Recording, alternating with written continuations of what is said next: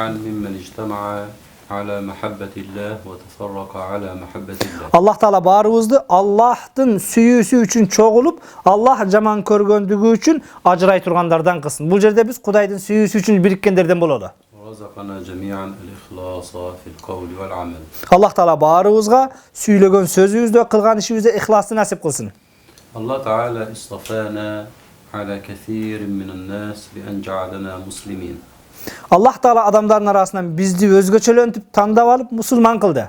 واصطفانا على كل الأمم السابقة بأن جعلنا من أمة سيدنا محمد صلى الله عليه وسلم. Жалпы мусулман адамдардын арасынан өзгөчөлөнтүп бизди тандап алып, эң өзүгө жакын болгон, сүйкүмтүү болгон Мухаммед пайгамбарга үммөт кылды. الله تعالى يقول عن حبيبه المصطفى صلى الله عليه صلى الله عليه وسلم وسلم. وما أرسلناك إلا رحمة للعالمين. Жараткан Аллах Таала өзүнүн сүйүктүү пайгамбары тууралуу кереметтүү Кур'анда: "О Мухаммед, мен сени ааламдарга рахмат, мээрим үчүн жөнөттүм" деп айтат. هذه الرحمة للمؤمن والكافر. Пайгамбардын бул дүйнөгө рахмат болуп жөнөтүлгөнү капырга дагы, мусулманга дагы Аллахтын рахматы. في الدنيا والآخرة. Дүйнө акыретте ал ошол пайда, рахмат болуп жөнөтүлгөн. فالرحمة في الدنيا للمؤمن ظاهرة لنا جميعا. Бул дүйнөдө пайгамбардын рахмат болуп жөнөтүлүп келгени бул бизге айдан ачык барыбызга. أما الرحمة للكافر فإن الله تعالى منع العذاب أن يتنزل على الكفار في الدنيا قبل الآخرة كما كان يحدث في الأمم السابقة. Пайгамбар саллаллаху алейхи ва саллям капырлар үчүн дагы Аллахтын рахматы болуп жөнөтүлгөн деп атпайбызбы? Капырлар үчүн кандай Аллахтын рахматы болгон пайгамбар десе, пайгамбар саллаллаху алейхи ва саллям бар болгондугу үчүн, пайгамбардан кийин булар пайда болгондугу үчүн азыркы капырлар Аллах Таала буларга өзүнүн азабын жөнөтпөй турат бул дүйнөдө. Анткени мурдакы үммөттөр капыр боло турган болсо, Аллах Таала заматталарга бул дүйнөдө эле азап берген. أما بالنسبة للمؤمن فشهادتك أن لا إله إلا الله وأن سيدنا محمد رسول الله رحمة من الله تعالى سببها رسول الله.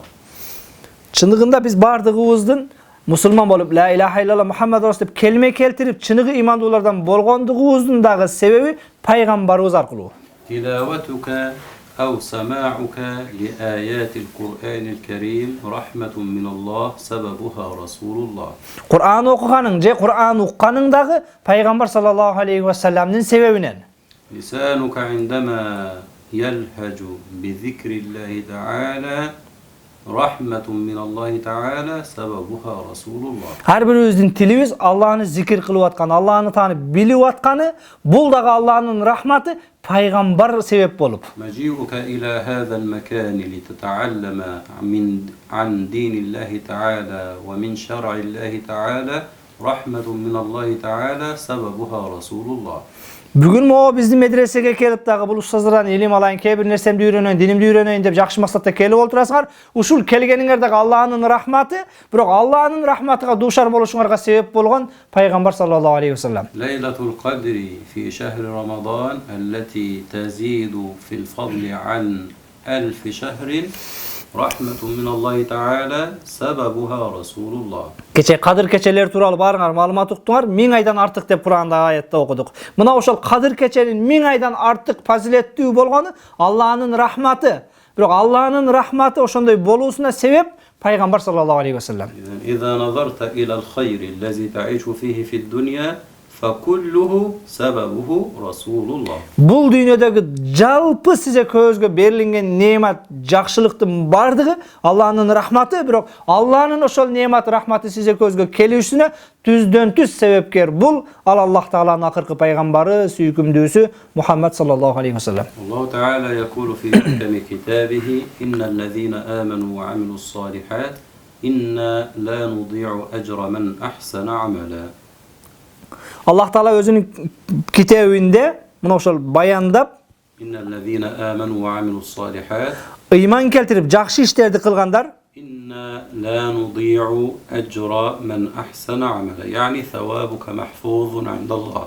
Biz bul dünýede iman keltirip, jakşı amaldарды kılgandardın soğuğunu tekke ketirbeyiz. Özübüzdün astında yeselentip saktap durabız degen Allah Taala.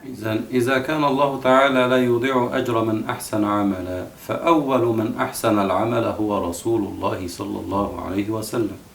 Демек, бул дүйнөдө кылган саваптордун эң жакшы кылгандардын амалдарын жокко чыгарбайбыз, кетирбейбиз дегени, бул дүйнөдө эң жакшы амал кылган бул пайгамбар саллаллаху алейхи вассалам. وإسلامنا جميعا في ميزان سيدنا محمد صلى الله عليه وسلم. Бардыгыбыздын мусулман болгонубузга берилинген сооптун дагы неси сообу пайгамбар саллаллаху алейхи вассаламга. كل عمل صالح نفعله في ميزان سيدنا محمد صلى الله عليه وسلم. Бардык биз кылган салих, жакшы, сооптуу амалдардын бардыгы пайгамбардын таразасына түшөт. Анткени ошонун бардыгына ал бизге багыт берген, көрсөткөн, үйрөткөн. في الحديث الشريف من سن في الإسلام سنة حسنة فله أجرها وأجر من عمل بها إلى يوم القيامة من غير أن ينقص من أجورهم شيء.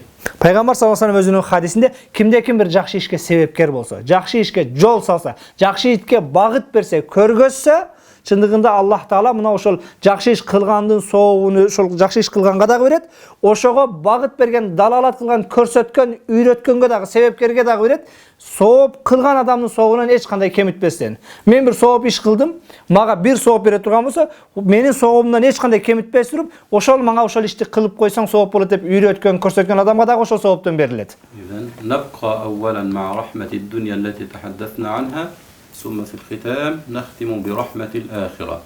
Демек, биз азыр бул дүйнөдөгү Аллахтын рахматы менен баштап, анан акыреттеги Аллахтын рахматы, пайгамбардын рахматы менен жыйынтыктайбыз сөзүбүздү. إذن هذه الرحمة التي نعيش بها في الدنيا Биз бул дүйнөдө жашап аткан, пайдаланып аткан Аллахтын рахматы, бул мээрими عندما تقف بين يدي الله تعالى في الصلاة.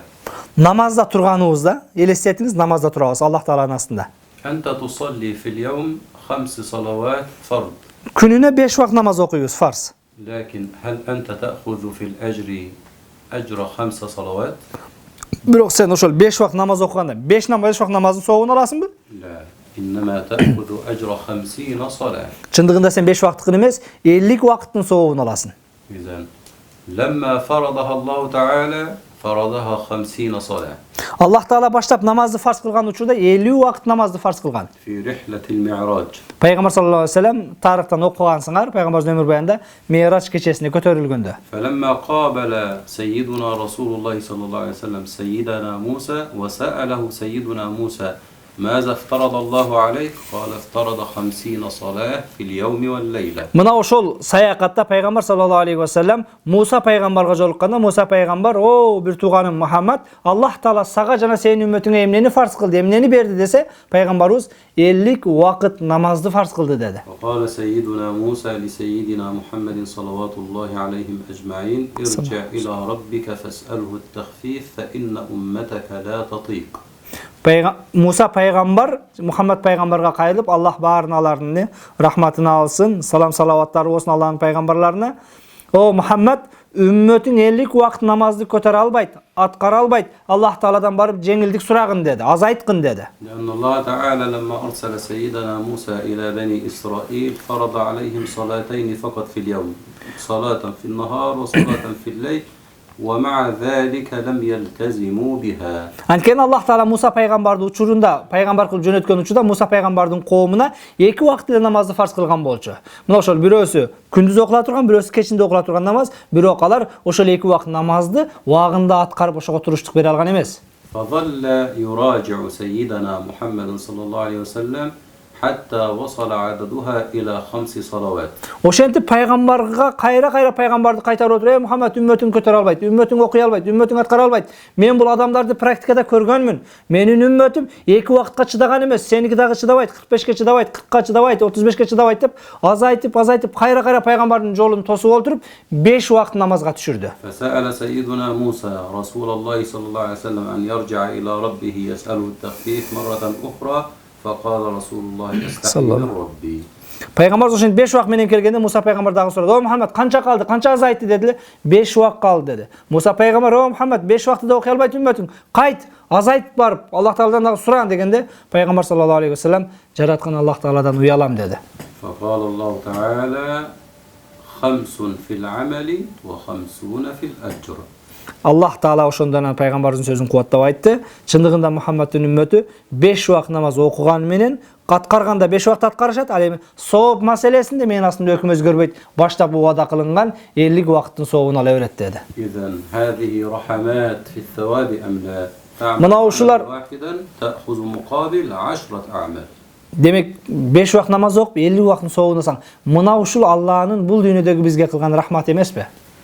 الأمر الآخر هذه الصلاة مأخوذة من الصلة التواصل كما نحن نتصل ببعض الآن نجلس مع بعض في مكان واحد أنت تتصل بربك في كل صلاة. Namaz bul, başka bir manisi bul, baylanış degen söz. Bul siviyaz degen söz. Biz hazır bir-birimizle baylanışımı cüzmözde oturgan siyahtı, namazda biz jaratuuçubuz menen baylanışabız. الكل يلبس ثيابا نظيفا. Her birimiz taza atkan kiyim kiygenbiz. هذا الثياب شكله جميل. Kiyimlerine rayavay qoğuz. إذا كان ثياب عندك غير نظيف تلبسه أم أنت تغسله؟ Eğer kir, jaman kiyimiңер bolsa, ошончо кийип аласыңарбы же жууп туруп анан кийесиңерби? إذن الله تعالى من كرمه أنه يريدك طوال اليوم شخصا نظيفا. Allah Taala mına ошол 5 вакыт намазды фарз кылуу менен, ал 5 вакыт намазды даарат менен оку деп фарз кылганы сени таза адам болушуңду каалап, кайра-кайра өзү менен байланышка намазга чакырат. لكن النظافة التي أرادها الله تعالى تنقسم إلى قسمين. Бирок Allah seni таза болсун деп 5 вакыт фарз кылганын себеби, жараткан Аллах Таала эки түрдүү тазалыкты талап кылат. نظافة ظاهرة ونظافة باطنة. Тышкы тазалык жана ички тазалык. نظافة ظاهرة نظافة البدن والثياب. Ал эми тышкы тазалык болсо бул денебиз менен кийимибиздин тазалыгы. أما النظافة الباطنة فنظافة القلب. Ал эми ички тазалык бул жүрөктүн тазалыгы. والاثنان يتحققان في الصلاة. Ошол экөөсү тең намазда ачыкка чыгат. إذن أنت عندما تصلي Экөөсү тең ишке ашат. أنت عندما تصلي الفائدة تعود على من؟ إذا فكرت ستجد أن الفائدة تعود عليك لا على الله تعالى. Эгер ошол намаздан пайда болгон соопторду ойлонуп, мунун кимге пайда? Кудайгабы, маңабы деп ойлоно турган болсоң, акыл эстүүдүн бардыгы намаз аркылуу өзүнө пайда болгонун гана түшүнөт.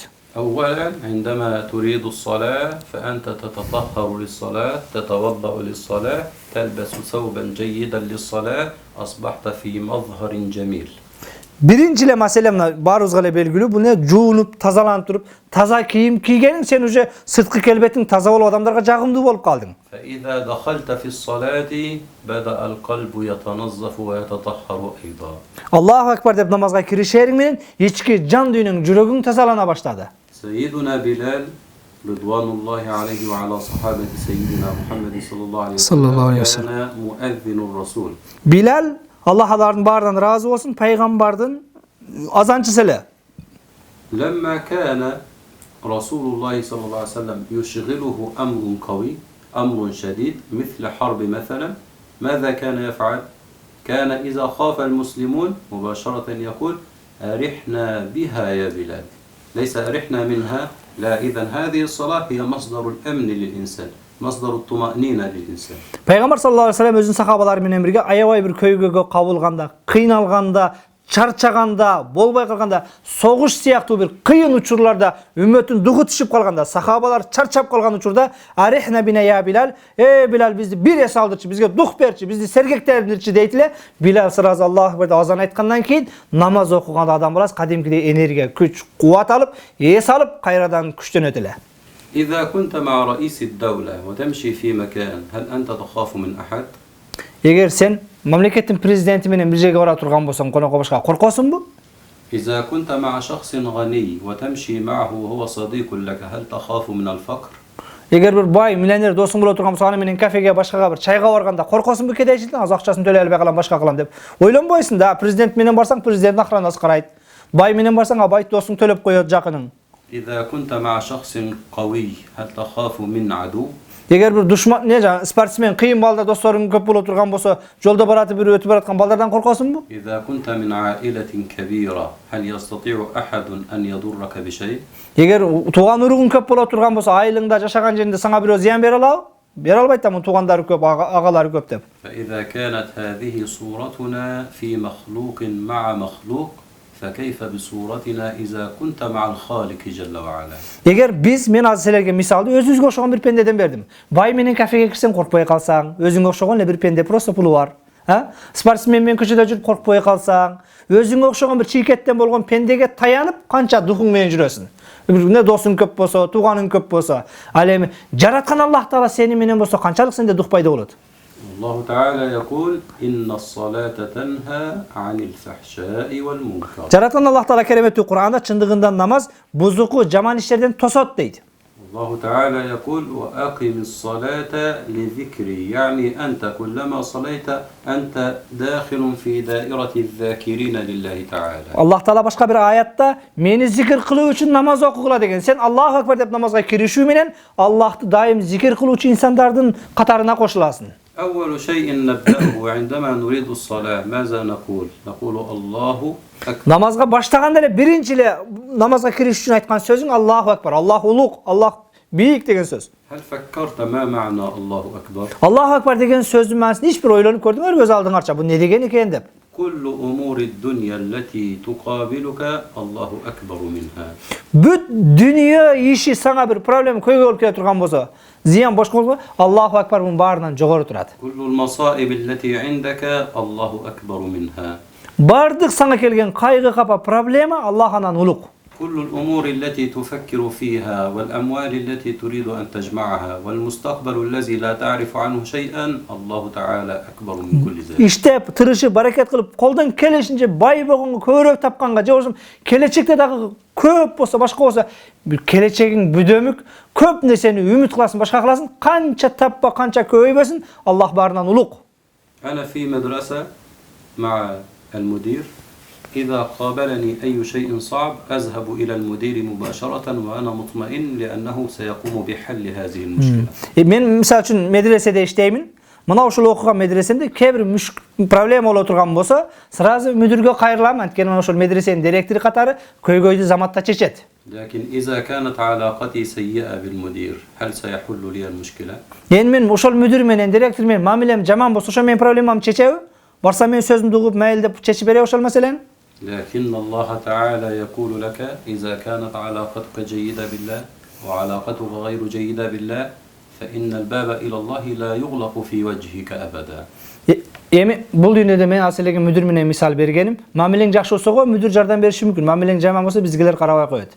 Ал эми Аллах менен болгон нерседе, Аллах менен мамилең жакшы болсо дагы, жаман болсо дагы, Аллах сага кечирим эшигин, рахмат эшигин жаппайт. لأن الله تعالى لا تنفعه طاعة طائع ولا تضره معصية عاص.